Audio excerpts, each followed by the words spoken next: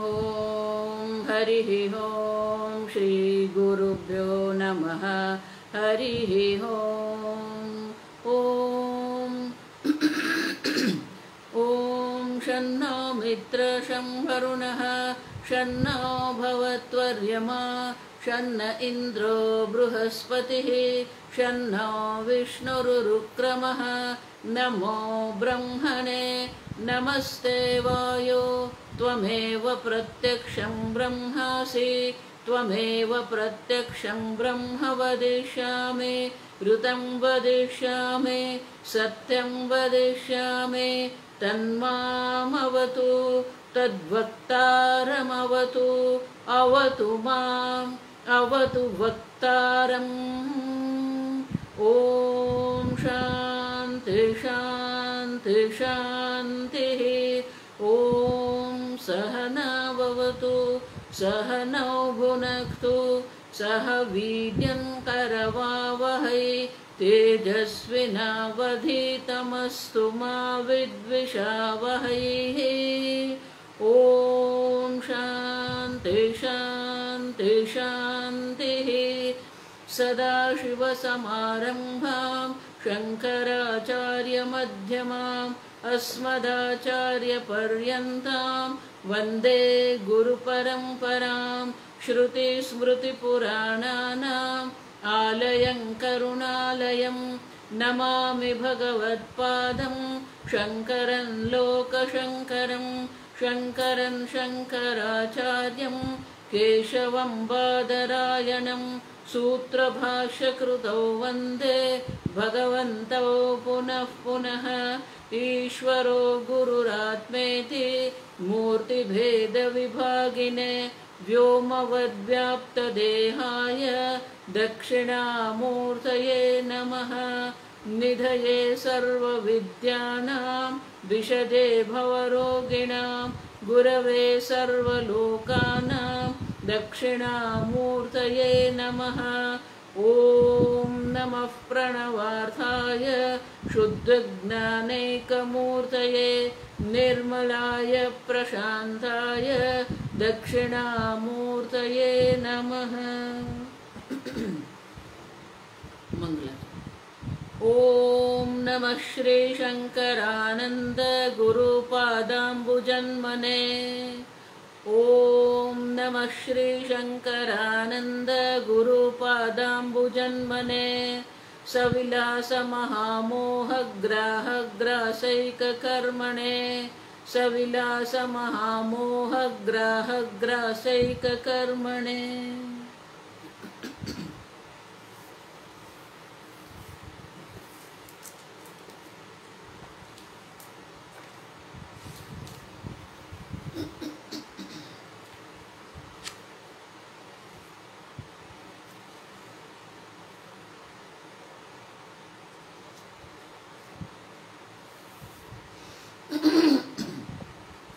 श्लोक नंबर 68। सद्वस्त्वधिकवृत्तित्वात् धर्मी व्योम्नस्तु धर्मता धर्मी व्योम्नस्तु धर्मता दिया सतः पृथक्कारे ब्रूहि व्योम किमात्मकम् अवकाशात्मकं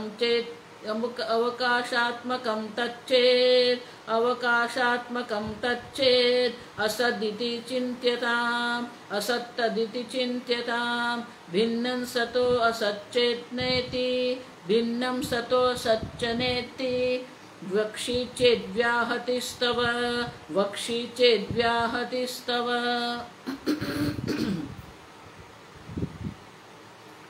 सद्वस्तु अधिक वृत्तित्वात् कल हमने देखा धर्मी व्योमनस्तु धर्मता। हमारे व्यवहार में हम आकाश को धर्मी मानते हैं और आकाश का जो अस्तित्व है उसको उनका धर्म मानते हैं और इसीलिए कहते हैं कि ये हमारी जो विपर्यति मानी हमारी जो समझ है बिल्कुल उल्टी समझ है, विपरीत समझ है हमारी। क्यों? क्योंकि जो सद्वृत्ति जो है वो सद जो वस्तु है अधिक वृत्तित्वात्, उनका विस्तार अधिक है। व्योमनस्तु धर्म, और इसीलिए जो व्यापक है वो धर्मी होता है और जो अल्प व्यापक होता है वो धर्म होता है। और इसलिए कहते हैं कि ये सदवस्तु जो है वो तो अन्य आकाश से अन्य वस्तु में भी वो सदवस्तु के दर्शन होते ही है। घटस्थन पटस्थन जब हम कहते हैं तो वो घट का जो अस्तित्व है वो सद्बुद्धि वहां पर भी है, व्योम में भी है, वायु में भी सद्बुद्धि है। और इसलिए कहते हैं कि जो व्यापक है वो धर्मी होता है, और इसीलिए सद्वस्तु धर्मी है और उनका धर्म आकाश है। और इसीलिए आकाश का अस्तित्व ऐसा नहीं, आकाश रूप सद्वस्तु है। और इसलिए कहते हैं दिया सतः पृथक कार्य, और इसीलिए बुद्धि से हमें ये अलग करना पड़ेगा। आकाश सदवस्तु है, सदवस्तु आकाश नहीं है। सदवस्तु का आकाश में अन्वय है, आकाश का सदवस्तु में व्यतिरेक है। और इसलिए कहते हैं कि इस प्रकार से हमें बुद्धि से, बुद्धि के द्वारा हमारी समझ में ये पृथक कार्य ब्रूहि व्योम किमात्मकम। और अगर आपने अलग कर दिया तो फिर आकाश जो है वो आकाश का आत्मा क्या है, आकाश का अस्तित्व क्या रहेगा।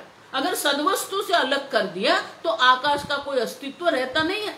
जिस प्रकार से मिट्टी से अगर घड़े को अलग कर दिया तो घट नाम की कोई वस्तु है ही नहीं। और इसीलिए आकाश स्वयं धर्म है और सदवस्तु धर्मी है। अब वो आगे शंका करता है, वो अभी ऐसे छोड़ने वाला नहीं है। तो बोल रहा है अवकाशात्मकम चेद किमात्मकम। हमने कहा आकाश का जो अगर सद्वस्तु से आकाश को अलग कर दिया तो आकाश का आत्मा क्या रहेगा, आकाश का अस्तित्व क्या रहेगा। तो बोल रहे नहीं, आपने ही तो आगे कहा आकाश का अपना गुण है अवकाशात्मकम। अवकाश सबको प्रदान करने वाला आकाश है, तो ये अवकाश जो है वही आकाश का आत्मा है ऐसा मान ले तो चेद असद तद इति चिंत्यताम। अगर आप कहेंगे, ये देखो ये बहुत समझने वाली बात है, आकाश जो है वो अवकाश प्रदान करने वाला है, तो वो अवकाश प्रदान करना वो आकाश का स्वरूप है। तो वो उनका अस्तित्व जो है, हम उसका अस्तित्व की बात कर रहे हैं, उनका अस्तित्व जो है वो सद्ब्रह्म के कारण है। आकाश का अपना स्वतंत्र अस्तित्व नहीं है। लेकिन अगर आप कहेंगे नहीं नहीं अवकाश ही आत्मा का अस्तित्व है, आत्मा मानी स्वरूप अस्तित्व, तो अगर आप कहेंगे कि अवकाशात्मकम है तो फिर तत् असदिति चिंत्यताम, तो भी वो असत हो जाएगा। भिन्न सतः असत चेत, क्यों? क्योंकि वो असत से भिन्न हो गया, सॉरी सद से भिन्न, सदवस्तु से अगर आकाश को आप भिन्न कर देंगे तो फिर वो असत हो जाएगा, वो होगा ही नहीं। जिस प्रकार से मिट्टी से घड़े को अलग कर देंगे तो घड़े रहेगा ही नहीं। सतः भिन्नम असत चेत, वो असत हो जाएगा। न इति वक्षि चेत व्याहतिस्तव।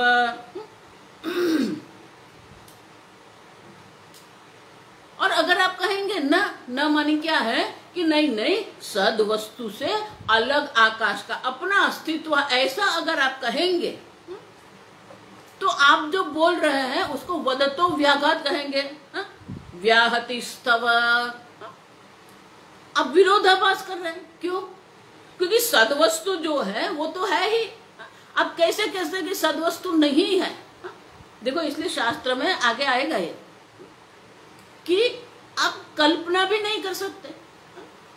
स्वामी जी हमेशा कहते थे कि आप घड़े का अगर घड़े की कल्पना आपको करनी है तो मिट्टी के बिना आप घड़े की कल्पना कर सकते हैं?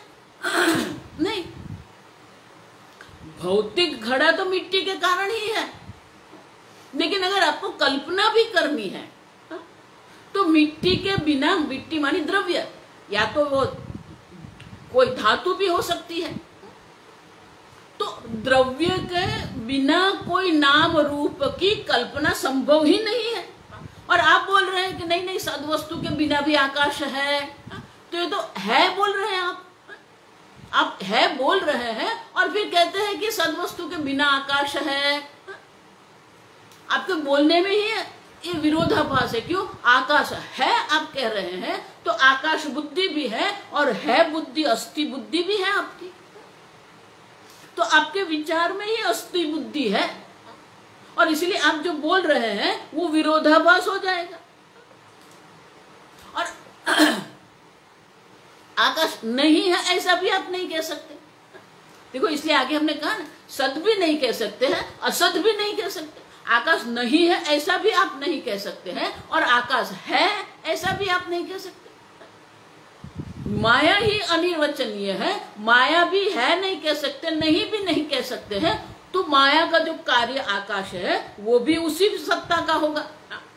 सदसद्भ्याम अनिर्वचनीय, वो है ऐसा भी हम नहीं कह सकते हैं, नहीं है ऐसा भी हम नहीं कह सकते। और इसीलिए अगर आप कहते हैं भिन्नम सतः असत नएति, वो सत से भिन्न भी है और वो असत नहीं है ऐसा भी आप नहीं कह सकते। सत से भिन्न है, अगर सत से भिन्न है तो वो असत ही होना चाहिए। और आप कह रहे हैं नहीं नहीं वो सत से भिन्न है फिर असत भी नहीं है। अब असत नहीं है तो वो सत होगा और सत होगा तो वो सत वस्तु हो जाएगा। और इसीलिए आप जो बोल रहे हैं आपके बोलने में ही विरोधाभास है। अगर सत से भिन्न भी है और असत भी नहीं है ऐसा तो आप नहीं कह सकते। और इसीलिए कहते हैं कि आपकी बोलने में ही विरोधाभास है। अब देखो ये चर्चा हम आगे बढ़ाए ना, उसके पहले एक छोटी चर्चा हम कर लेते हैं। ये सद असत की चर्चा कर रहे हैं हम लोग ना, तो पहले समझ लो आप। सदैव सौम्य इदमग्र आसिद, ये सद वस्तु जो है निर्विकारी है, तीनों काल में एक समान रहने वाली है, उसको सत कहते हैं। जो आत्मा है, जो शून्य है, शास्त्र में कहते हैं तुच्छ जिसको कहते हैं, तुच्छ माने जिसका अस्तित्व ही नहीं है। आप समझ, शंकराचार्य जी जिसका अस्तित्व संभव नहीं है वो वस्तु के लिए एक श्लोक बना के देते हैं, लेकिन वो श्लोक भी अगर आप देखेंगे तो वो वस्तु के लिए नहीं है, संबंध है। आप देखो मैं बताती हूं, तो जो जिस वस्तु का अस्तित्व संभव नहीं है ऐसी जो वस्तु उसको हम तुच्छ कहते हैं, शून्य कहते हैं। तो शंकराचार्य जी बहुत बढ़िया एक श्लोक दर्शाते हैं।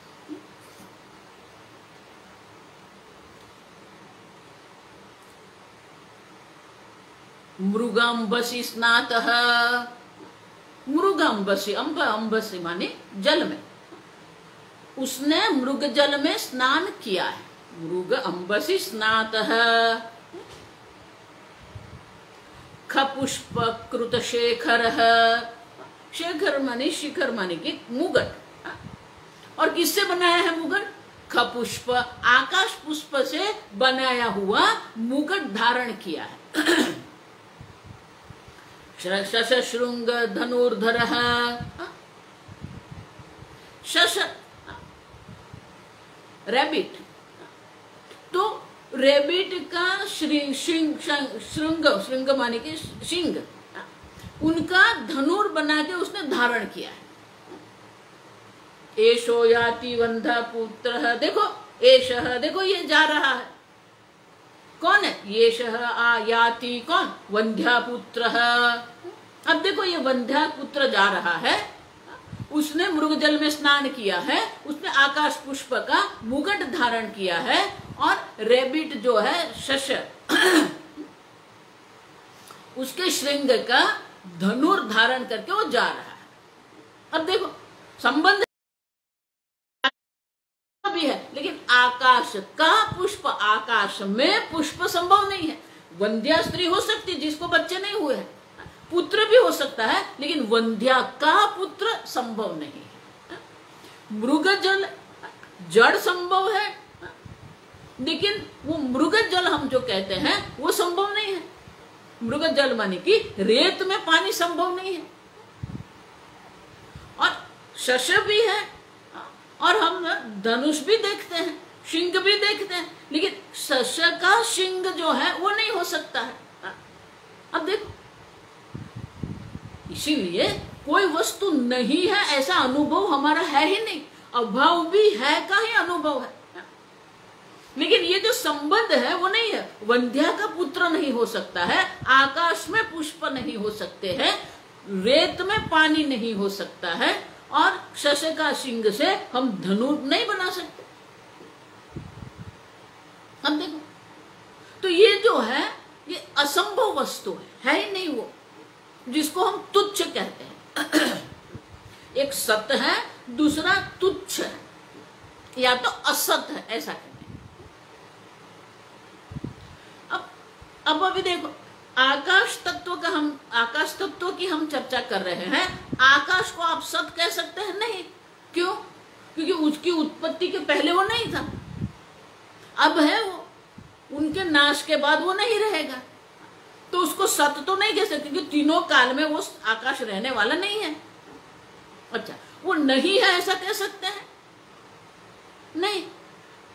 क्यों? अनुभव कर रहे हो, अवकाश प्रदातृत्वात्, ये जो अवकाश हमें मिल रहा है वो आकाश के कारण है। तो जिसको है ऐसा भी हम नहीं कह सकते हैं, जिसको नहीं है ऐसा भी हम नहीं कह सकते हैं। सदसद्भ्याम अनिर्वचनीय। अब ठीक से समझो, माने कि हम नहीं इसलिए नहीं कह सकते क्योंकि उनका उपयोग हम व्यावहारिक उपयोग हम कर रहे हैं। मिट्टी में पानी नहीं भर सकते हैं, घड़े में हम पानी भर सकते हैं, तो घड़ा जो है उनका अनुभव हम कर रहे हैं, और घड़े का अनुभव भी कर रहे हैं, घड़े का उपयोग भी कर रहे हैं, घड़ा हम बना भी रहे हैं। अब देखो, घड़ा बनाया माने कि घड़े का सर्जन हुआ, घड़े का उपयोग भी हम कर रहे हैं, और घड़ा नाम का हम व्यवहार भी कर रहे हैं। बाजार में हम जाते हैं, गर्मी के दिन होते हैं, हम नया घड़ा ले आते हैं, तो नया घट जब हम लाते हैं तो वो मिट्टी के लिए पैसा नहीं देते, घट के लिए पैसे देते हैं। अब देखो, तो उसको नहीं है ऐसा भी नहीं कह सकते हैं, क्योंकि व्यवहारिक है वो, और इसीलिए सदसद्भ्याम अनिर्वचन, सद भी नहीं कह सकते हैं, असत मानी बिल्कुल नहीं है ऐसा, शून्य है ऐसा भी हम नहीं कह सकते। तो मानी कि एक सत्ता है जिसको हम सत कहते हैं। सत्ता मानी अस्तित्व, अंग्रेजी में ऑन्टोलॉजिकल कहते हैं उसको।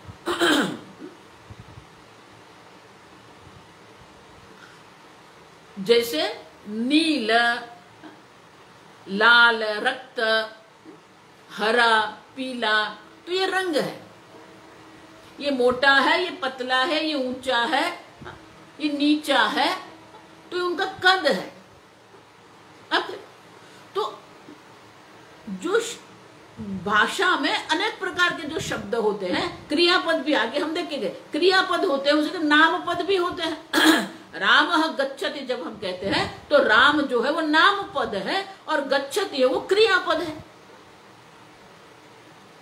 लेकिन वो राम जो है, श्याम सुंदर रामः, तो श्याम और सुंदर कोई वस्तु नहीं है, वो राम का वर्णन करने वाला विशेषण है। नाम विशेषण भी होता है, क्रिया विशेषण भी होते हैं। तो विशेषण के जो भाषा में जो विशेषण शब्द होते हैं, उनके कोई वस्तु नहीं होती है, कोई पदार्थ नहीं होता है, किसी पदार्थ को वो विशेषित करता है। ये राम है, कौन है? श्याम सुंदर राम, वो दंडधारी राम, नीलम उत्पलम। तो नील शब्द है, महत उत्पलम, महत शब्द जो है वो किसी पदार्थ का, किसी द्रव्य को निर्देश नहीं करता है, लेकिन किसी द्रव्य की विशेषता हमें दर्शाते है, उसको विशेषण कहते हैं। अब देखो, उसी प्रकार से तो हम जब सत कहते हैं, हम जब असत कहते हैं, तो वो कोई वस्तु, उनकी सत्ता क्या है? वो ब्रह्म जो है, सद ब्रह्म माने ब्रह्म क्या है? सत्स्वरूप ब्रह्म है। तो वो ब्रह्म की सत्ता कैसी है, जैसे ये कमल का रंग कैसा, वो हरा है, नीला है, पीला है, लाल है, गुलाबी है, उसी प्रकार से कोई भी वस्तु का अस्तित्व कैसा है, वो अस्तित्व को दर्शाने के लिए जो शब्द का हम प्रयोग करते हैं, जैसे गुणवाचक शब्द होते हैं, कदवाचक शब्द होते हैं, रंगवाचक विशेषण होते हैं। विशेषण अनेक प्रकार के होते हैं। व्यक्ति के कद का वर्णन करेंगे वो कदवाचक विशेषण है, रंग का वर्णन करेंगे वो रंगवाचक विशेषण है। व्यक्ति के गुण का हम विचार करेंगे तो वो गुणवाचक विशेषण है। दयालु है, मायालु है, क्रोधी है, कामी है। तो उसी प्रकार से जैसे ठीक से समझ, जैसे गुणवाचक शब्द विशेषण होते हैं, रंगवाचक विशेषण होते हैं, कदवाचक विशेषण होते हैं, उसी प्रकार से कि किसी भी वस्तु की सत्ता कैसी है, सत्तावाचक गुणवाचक विशेषण होते हैं, उसी प्रकार से सत्तावाचक शब्द जो होते हैं। तो सद ब्रह्म जब हम कहते हैं तो वो जो सद वस्तु है वो उनकी सत्ता दर्शाती है, जो निर्विकार्य सत त्रिकाले पे तिष्ठति इति सत, उनकी सत्ता कैसी है, तीनों काले में उनकी सत्ता रहती है, उसको हम सत कहते हैं। तीनों कालों में वो रहने वाला है। इतना ही नहीं, वो निर्विकार्य, किसी भी प्रकार का परिणाम को वो प्राप्त नहीं होता, किसी भी प्रकार का परिणाम को वो प्राप्त नहीं होता है, और इसीलिए उसको सत कहते हैं। असत मानी क्या है, उनकी सत्ता ही नहीं है, वंध्यापुत्र हो ही नहीं सकता है, आकाश पुष्प हो ही नहीं सकता है, मृग जल हो ही नहीं सकता है। तो उनकी जो सत्ता है वो शून्य सत्ता है, माने कि असत है। एक सत है जो तीनों कालों में रहती है, एक सत्ता है, दूसरी सत्ता है जो है ही नहीं। अब हम जो जगत का अनुभव कर रहे हैं उनको अगर हम उनकी सत्ता का विचार करेंगे तो उसको सत कह सकते हैं? नहीं। क्यों? घड़ा बना, उनके पहले घड़ा नहीं था। जो ब्रह्म है, जो आत्मा है, उससे आकाश की उत्पत्ति हुई। आकाशः संभूतः, तो आकाश की उत्पत्ति हम कहते हैं, तो उत्पत्ति के पहले आकाश नहीं था, और जब प्रलय हो जाएगा तब आकाश रहेगा नहीं। तो आकाश को हम है भी नहीं कह सकते हैं, नहीं भी हम नहीं कह सकते हैं। तो ये तीसरी सत्ता हो गई। एक सत्ता है जो तीनों कालों में रहती है, एक सत्ता है जो तीनों कालों में है ही नहीं।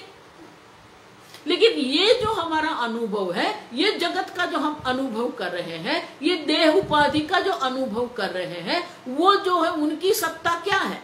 सदसद्भ्याम अनिर्वचनीयम, उसको सत भी नहीं कह सकते हैं क्योंकि हम अनुभव कर रहे हैं। उसको नहीं भी नहीं कह सकते। अब देखो, अनुभव अभी कर रहे हैं लेकिन पहले वो नहीं था, तो इसलिए सत नहीं कह सकते। अभी अनुभव कर रहे हैं इसलिए नहीं है ऐसा भी हम नहीं कह सकते। और इसीलिए सद और असत है भी नहीं कह सकते, नहीं है ऐसा भी नहीं कह सकते, क्योंकि अनुभव हम कर रहे हैं, और उसी को हम कहते हैं सदसद्भ्यम अनिर्वचनीयम। तो उसके लिए हम शब्द प्रयोग करते हैं मिथ्या। मिथ्या मानी इल्यूजन नहीं, ये देह इल्यूजन नहीं है, आप अनुभव कर रहे हैं। अगर आप ऐसा मानते कि देह इल्यूजन है, ये अंग्रेजी अनुवाद देखो आप, इतनी बड़ी गड़बड़ कर रहे हैं। ये जगत इल्यूजन है, माया का इल्यूजन है। स्वामी जी हमेशा हमें कहते थे, अगर इल्यूजन, ये दीवार इल्यूजन है, go and hit your head in the wall. Why? It is illusion. Illusion, no. Ask your head whether the wall is illusion or wall is. है, आप समझो। नहीं है ऐसा नहीं कह सकते। दीवार है और दीवार का अनुभव भी है। अगर आपका मस्तक वहां लगेगा तो मस्तक को ईजा होगी, घाव होगा, आप समझो। तो दीवार नहीं है ऐसा भी नहीं कह सकते क्योंकि अनुभव में है, और है भी नहीं कह सकते क्योंकि बनी उसके पहले वो नहीं थी। और इसीलिए जो सद और असत के बीच की जो सत्ता है, एक काल में जिसकी सत्ता होती है, उसको हम मिथ्या कहते हैं। अब देखो, ये मिथ्या भी आगे आएगा, ये सब आएगा, इसी में आएगा, द्वैत विवेक प्रकरण है, उसी में ये जो मिथ्या हम कहते हैं, अभी ठीक से समझो, जो मिथ्या हम कहते हैं उसमें भी दो है। अब देखो, जिसको रज्जू में सर्प दिख रहा है, जिसके सर्प बुद्धि है, उसको तो सर्प दिख रहा है, लेकिन आपको सर्प दिख रहा है नहीं, आपको रज्जू दिख रहा है। तो एक व्यक्ति को सर्प दिखा, वो डर गया, वो भागने गया, उनको घाव हुआ, उसका बीपी बढ़ गया, उनका हृदय के धड़कन बढ़ गई। अब देखो, तो सर्प बुद्धि है उनके लिए, लेकिन आपको वो सर्प नहीं दिखता, आपको तो रस्सी दिख रही है। तो ये जो मिथ्या जगत हम कहते हैं, मिथ्या जगत में भी दो विभाग है। एक व्यवहारिक सत्ता है और दूसरी प्रातिभाषिक सत्ता है। माने कि एक सद है, वो सत्ता जो है वो निर्विकारी सत्ता है, एक सत्ता है ही नहीं, और जो बीच वाली जो है उसमें दो सत्ता है, एक व्यवहारिक सत्ता है और दूसरी प्रातिभाषिक सत्ता है। सर्प जो है वो व्यवहारिक नहीं है, वो प्रातिभाषिक है, आप उनको देख रहे हैं।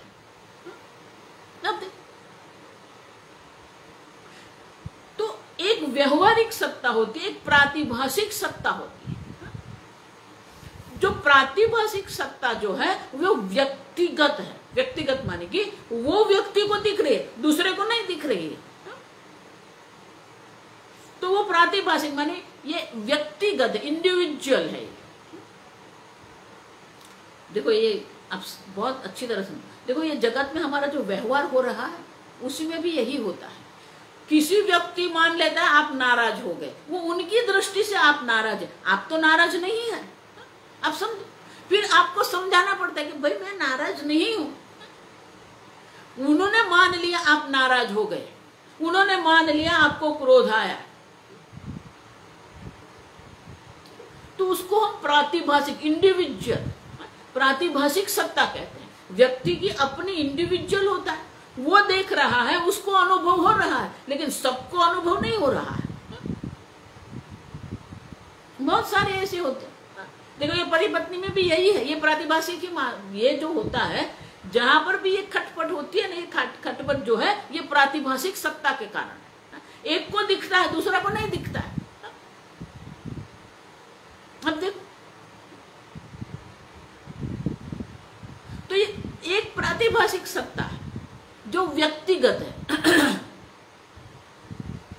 लेकिन ये जो मिथ्या में व्यवहारिक जो सत्ता है, आकाश व्यवहारिक सत्ता है। व्यवहारिक सत्ता माने कि सब मनुष्य को एक समान दिखता है। वो सूर्योदय जो हम दिख रहे हैं, वो सूर्योदय जो है वो क्या व्यवहारिक है। हकीकत में सूर्योदय नहीं हो रहा, लेकिन सबको दिखता है वो, और इसलिए वो व्यवहारिक है। वास्तविक रूप से सूर्योदय नहीं होता है, लेकिन हम उसको देख रहे हैं, और मैं एक देख रहा हूं या आप एक देख रहे हैं, ऐसा नहीं है। सबका अनुभव सूर्योदय का है, सबका अनुभव है आकाश जो है वो नीला रंग का है। अब देखो, तो आकाश जिसको हम कहते हैं, वायु जिसको हम कहते हैं, पंच महाभूत हम जिसको कहते हैं, पंच महाभूत से उत्पन्न हुआ ये संपूर्ण जगत हम जो देख रहे हैं, पंच महाभूत से उत्पन्न हुआ ये देह हम देख रहे हैं, अनुभव कर रहे हैं, वो व्यवहारिक सत्ता है। व्यवहारिक सत्ता माने कि सबको एक समान वो दिखती है। ये केसरी रंग है तो सबके लिए वो केसरी ही है। दूसरा नहीं बोल सकता नहीं मुझे तो ये हरा लग रहा, ऐसा नहीं कह सकता। तो ये व्यवहारिक सत्ता एक होती है और दूसरी प्रातिभाषिक सत्ता होती है।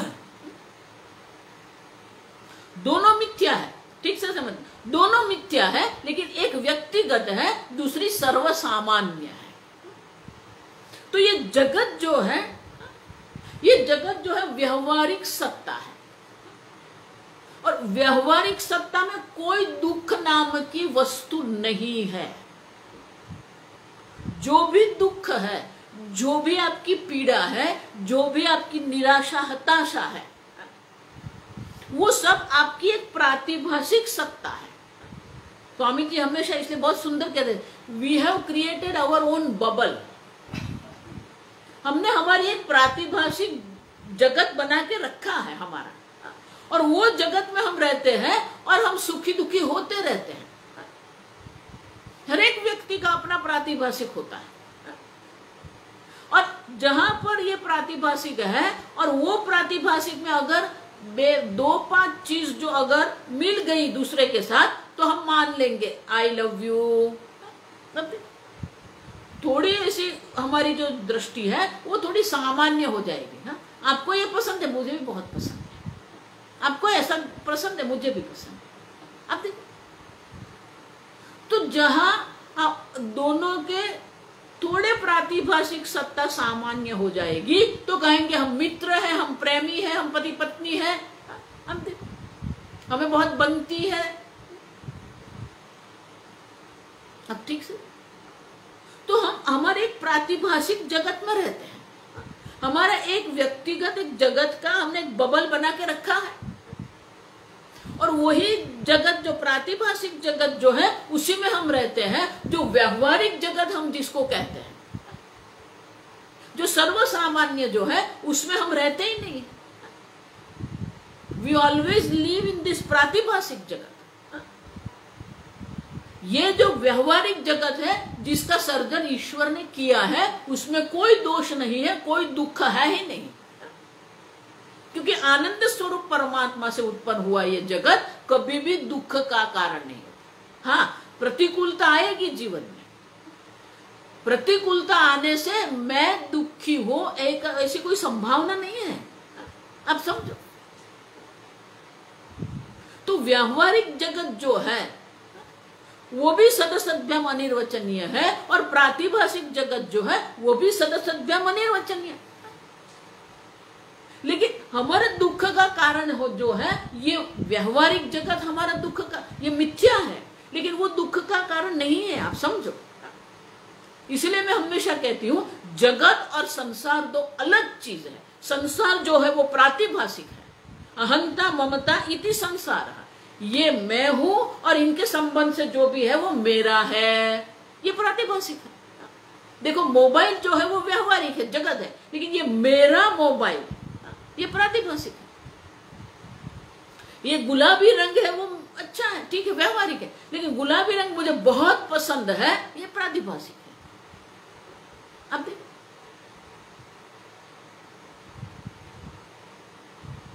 तो जो व्यवहारिक जगत है जो मिथ्या है, हम जो चर्चा अभी कर रहे हैं ये व्यवहारिक जगत की चर्चा कर रहे हैं, प्रातिभाषिक की अभी चर्चा नहीं हुई है।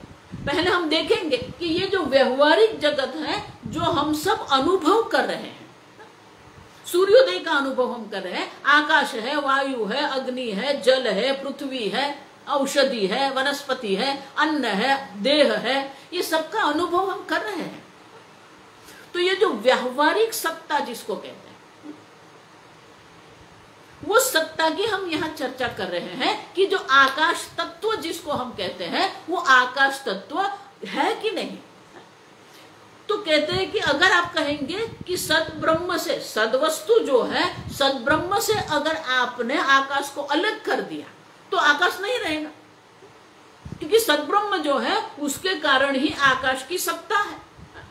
और अगर आप कहते हैं कि वो सत से भिन्न भी है और वो असत नहीं है, ऐसा भी हम नहीं कह सकते। अभी समझ में आया? तो हम ऐसा नहीं कहते कि आकाश नहीं है, आकाश है, क्योंकि वो व्यवहारिक सत्ता उनकी है।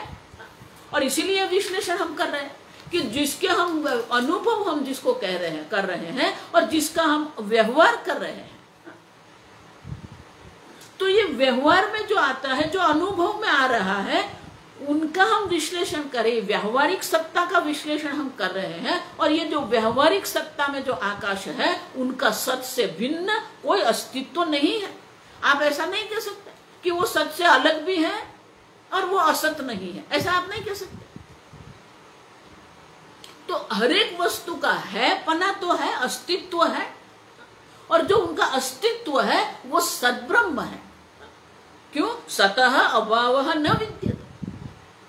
वो जो सद वस्तु है उनका कभी भी अभाव है ही नहीं। आप कभी भी कह नहीं सकते मैं नहीं हूं। आपका अपना अभाव का अनुभव संभव ही नहीं है। उसी प्रकार से जो सद वस्तु है ये जगत में सर्वत्र है, उनका कभी भी अभाव नहीं होता है। वो सत्ता जो है वो सत्य सत्ता है। वो सत्ता जो हम चर्चा कर रहे हैं वो सत्ता के बिना आकाश की अपनी कोई सत्ता नहीं है। और इसलिए कहते हैं अगर आप ऐसा कहेंगे कि वो सद ब्रह्म से भिन्न भी है और वो असत नहीं है, ऐसा अगर आप कह रहे हैं वो संभव नहीं है। अगर आप ऐसा बोल रहे हैं तो वदतो व्याघात है, क्योंकि आकाश है जो कह रहे हैं वो है पना जो आकाश का है, अस्तित्व जो आकाश का है वो सद्ब्रह्म के कारण है। और इसलिए कहते हैं कि अगर आप ऐसा कहेंगे तो ये आपका विरोधाभास है। अब देखो आगे का श्लोक, ये जो मैंने समझाया ना, आगे का श्लोक अभी स्पष्ट हो जाएगा। पढ़ते हैं। भातीति चेद् भातु नाम, भातीति चेद् भातु नाम, भूषणं मायिकस्य तत्, भूषणं मायिकस्य तत्, यद् असद्भासमानं तत्, यद् असद्भासमानं तत्, मिथ्या स्वप्न गजादिवत्, मिथ्या स्वप्न गजादिवत्।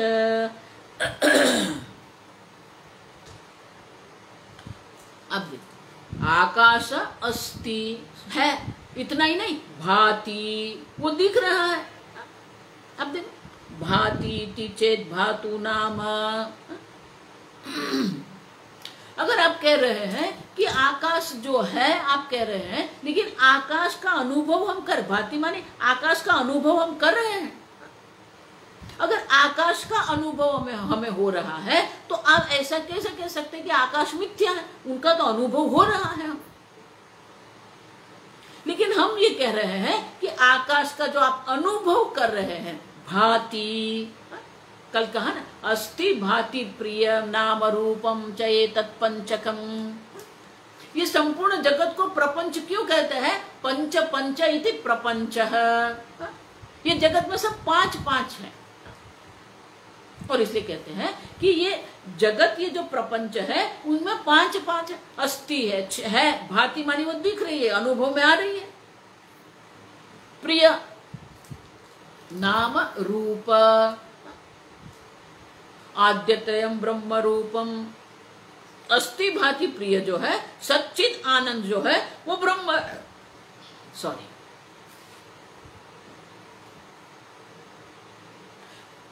ततोद्वयम जगत रूपम। उसके बाद जो नाम और रूप है वो जगत है।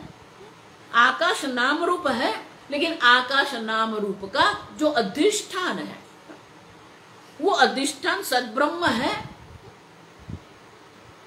वो है, वो दिख रहा है। किसके कारण? चित्त चैतन्य स्वरूप ब्रह्म के कारण वो दिख रहा है।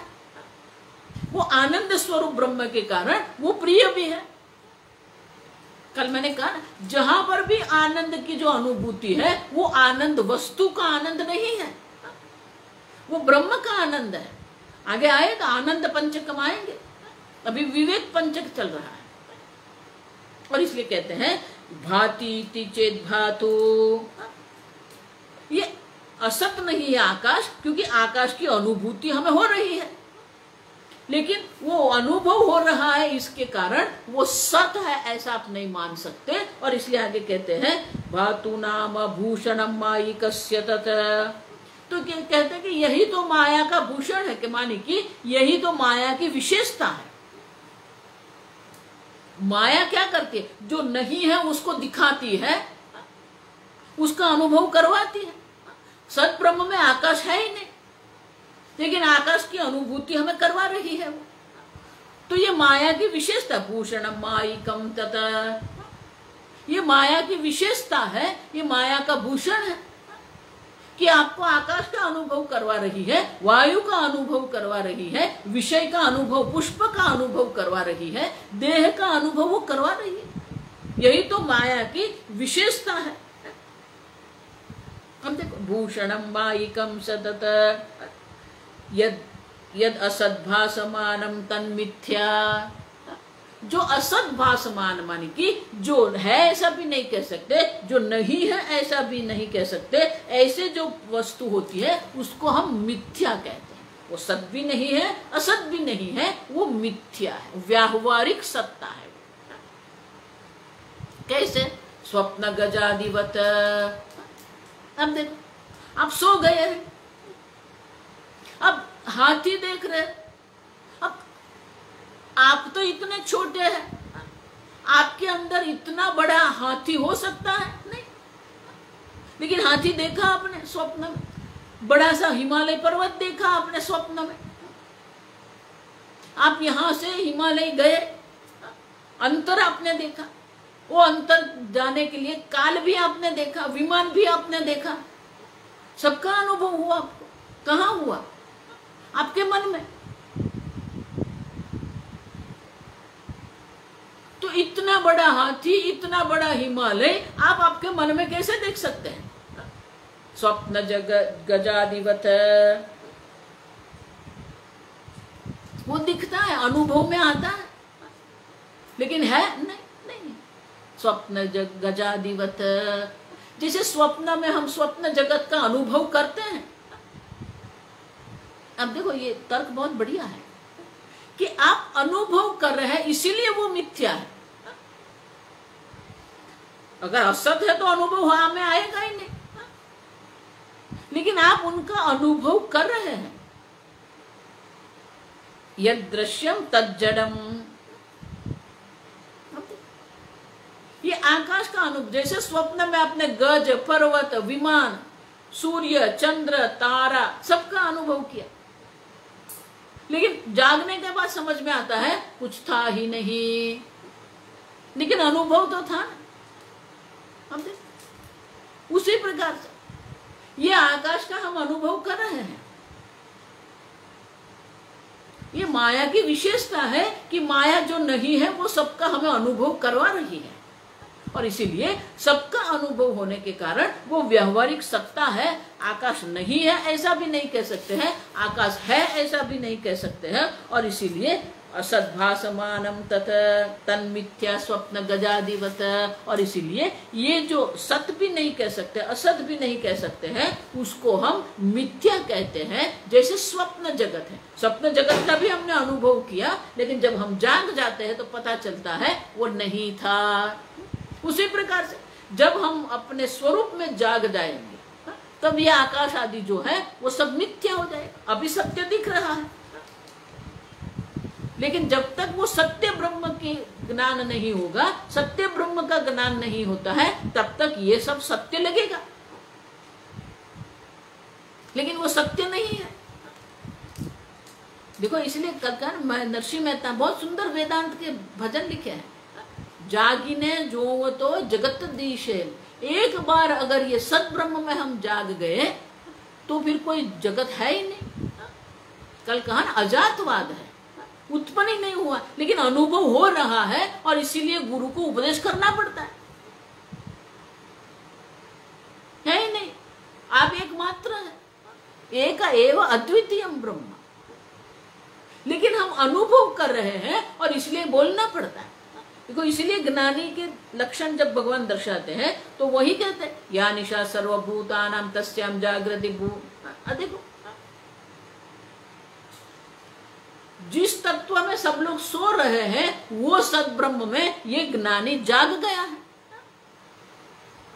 जागृतो मुनि यस्याम जागृति भूतानि तस्याम।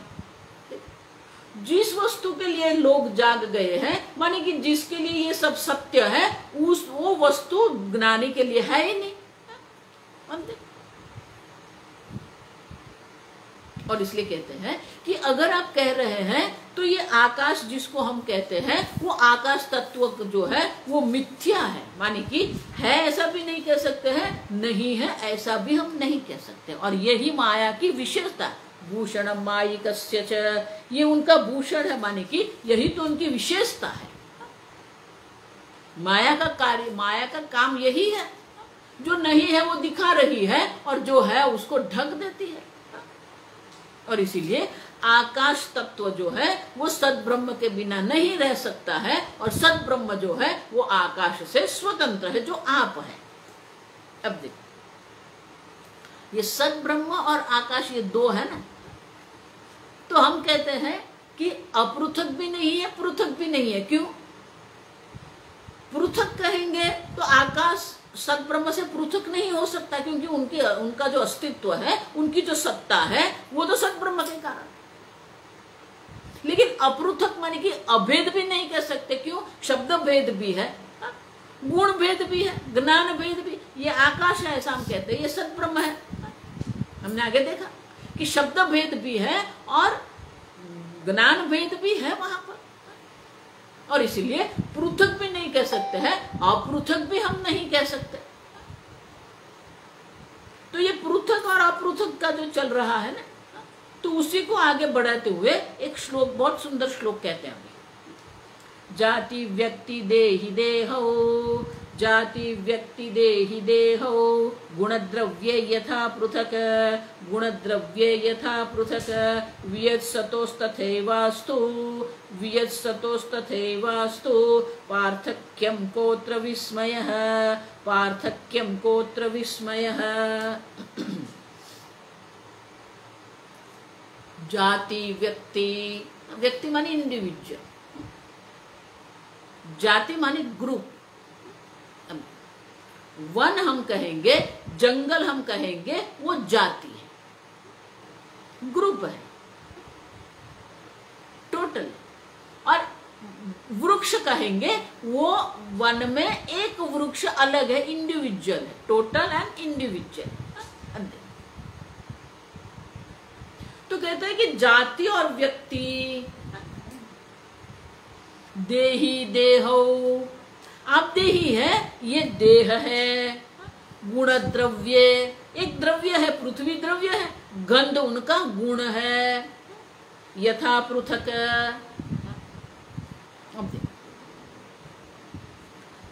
वन और वृक्ष। ब्राह्मण हम कहेंगे तो ब्राह्मण जाति है, लेकिन वो जो जाति जो है, तो ब्राह्मण किसको कहेंगे?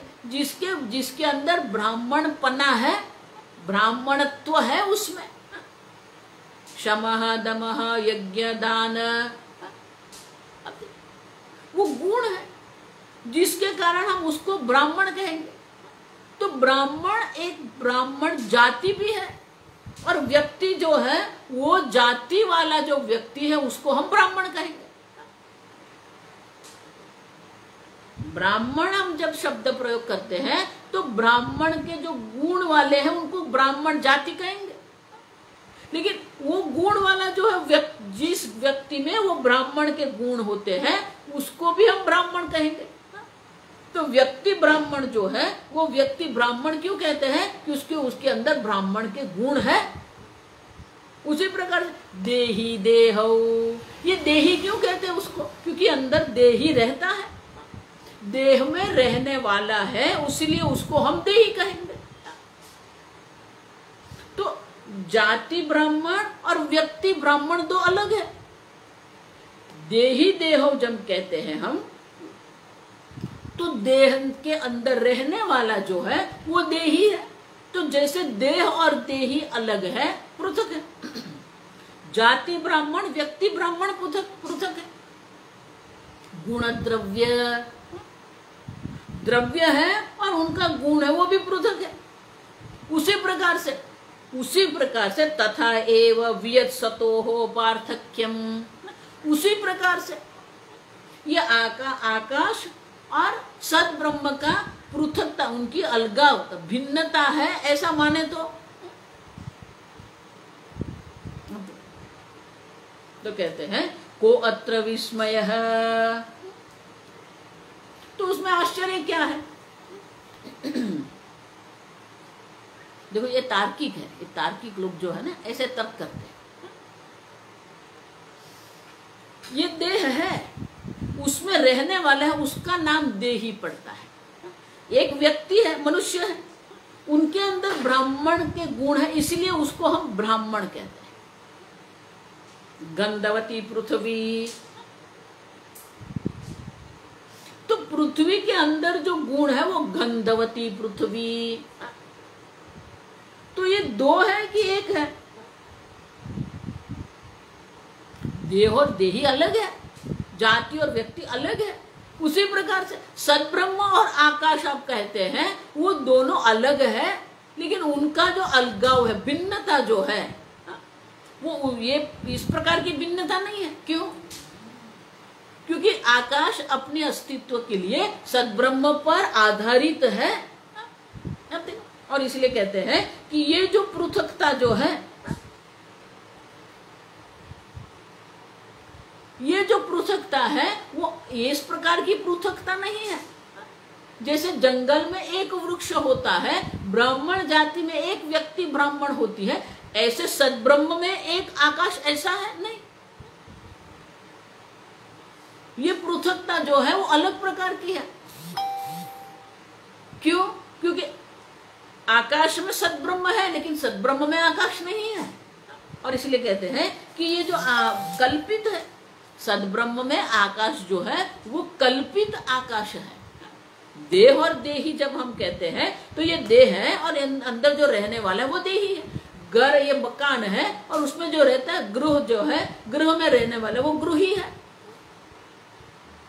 तो दो अलग है, लेकिन यहां ऐसा अलगाव नहीं है, आप समझो। और इसलिए कहते हैं ये जो अलगता है, जैसे जंगल और वृक्ष की अलगावता है, पृथकता है। लेकिन जंगल किसको कहेंगे? देखो ये बहुत एक बढ़िया दृष्टांत। ये तार्किक लोग हैं ना, एक तार्किक था, हमेशा ये तर्क वितर्क करता रहता। अब एक दिन घर में अतिथि आए, तो पत्नी ने बोला कि ऐसा करो, पड़ोस में से थोड़ा दही ले आओ। तो उन्होंने दोना दे दिया। दोना होता है वो पत्ते का बनाते हैं, पत्ते का दोना होता है। अब पत्ते का दोना दे दिया और बोला कि देखो ये दोना भर के दही ले आओ, क्योंकि वो रसोई बना रही थी, उसको रसोई करना है। अब वो गया, अब दोना लेके वो दोना में दही लेके वो आ रहा था।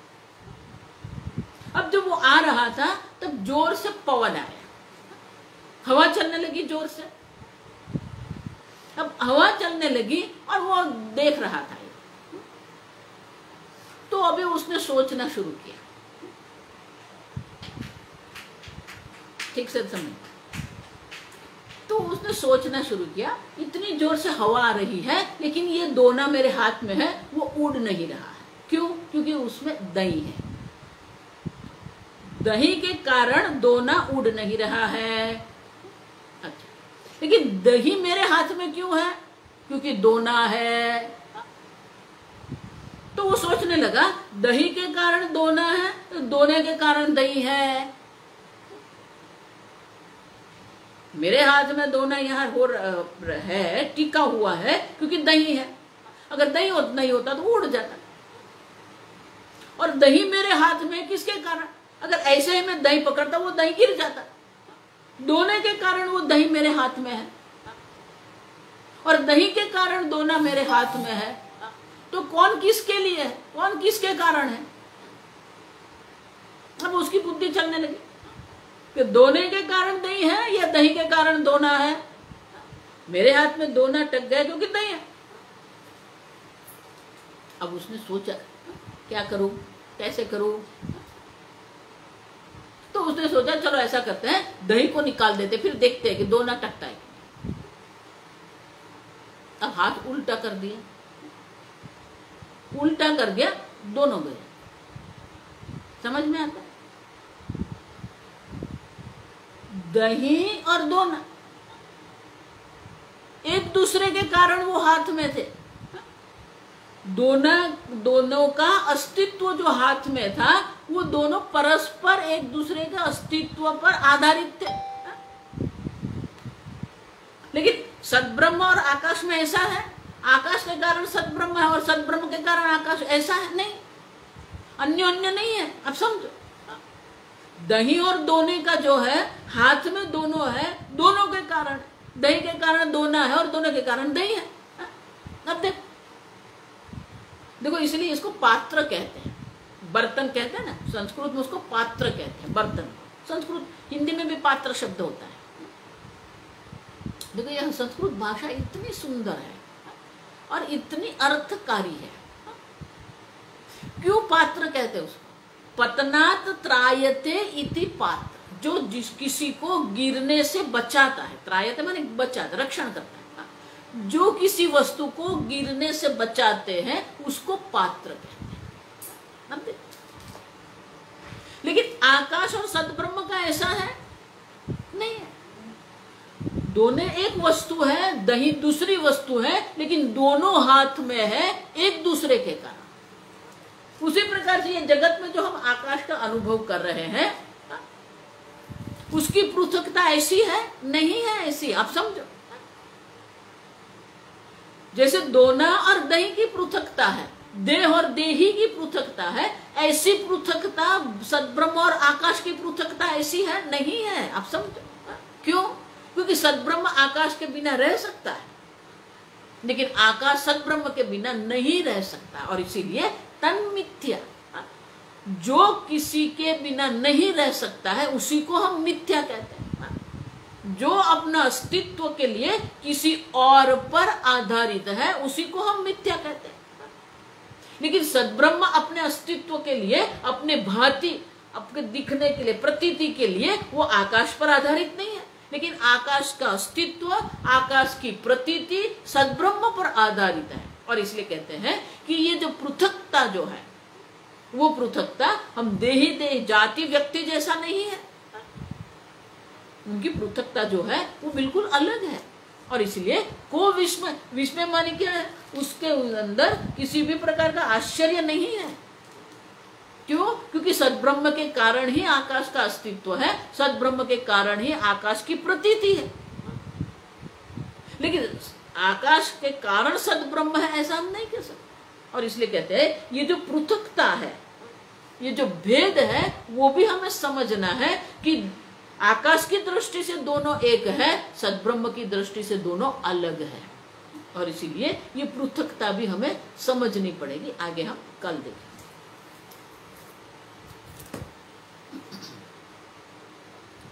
ओम स्वस्ति प्रजाभ्यः परिपालयन्तां न्यायेन मार्गेण महीं महिषाः गोब्राह्मणेभ्यः शुभमस्तु नित्यं लोका समस्ता सुखिनो भवन्तु काले वर्षतु पर्जन्यः पृथ्वी सस्यशालिनी देशोऽयं क्षोभरहितः ब्राह्मणाः सन्तु निर्भयाः।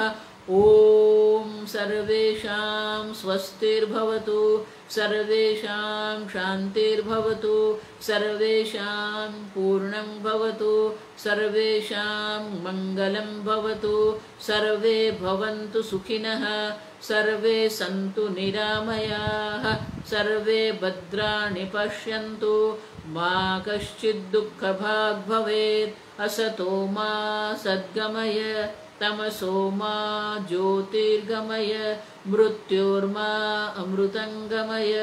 ओम पूर्णमदः पूर्णमिदं पूर्णात् पूर्णमुदच्यते पूर्णस्य पूर्णमादाय पूर्णमेवावशिष्यते।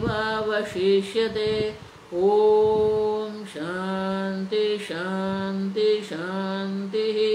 हरिः ओम। श्री गुरुभ्यो नमः। हरिः ओम।